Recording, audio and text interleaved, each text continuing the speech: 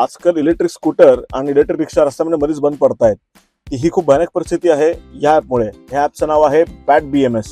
या ॲपचा ॲक्च्युअली वापर आमच्यासारखे डीलर किंवा कंपन्या जे आहे ते बॅटरी डायग्नोसिस करण्यासाठी वापरतात. पण काही लोक त्यांना काय मजा येते, काय लोकांची त्यांना फजिती बघायला आवडते माहित नाही, पण त्याच्यानंतर गाडीची बॅटरी बंद करून टाकतात. त्याच्यामुळे गाडी बंद होते रस्त्यामध्येच आणि काही लोकांना 10-10 किलोमीटर पर्यंत बॅटरी ओढत न्यावी लागते. आता हे सर्वात पहिले काम कसं करते समजून घ्या. एक आपल्या इलेक्ट्रिक स्कूटरमध्ये किंवा रिक्षामध्ये बॅटरी असते. बॅटरीच्या आतमध्ये BMS असतं.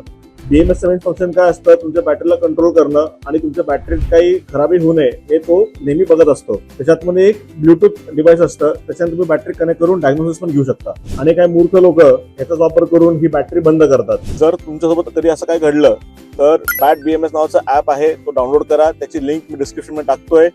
त्या ॲप डाउनलोड करून तुमच्या मोबाईलच्या ब्लूटूथनी त्या बॅटरीला कनेक्ट करा आणि त्या बॅटरीवरनं ती बॅटरी परत चालू करा. आणि पुण्यामध्ये जर कोणासोबत अशी परिस्थिती झाली असेल तर त्यांनी खालील नंबरवर संपर्क करा. आम्ही तुम्हाला बॅटरी चालू करण्यास मदत करू जर काही फिजिकल प्रॉब्लेम किंवा BMS चा प्रॉब्लेम असेल तर.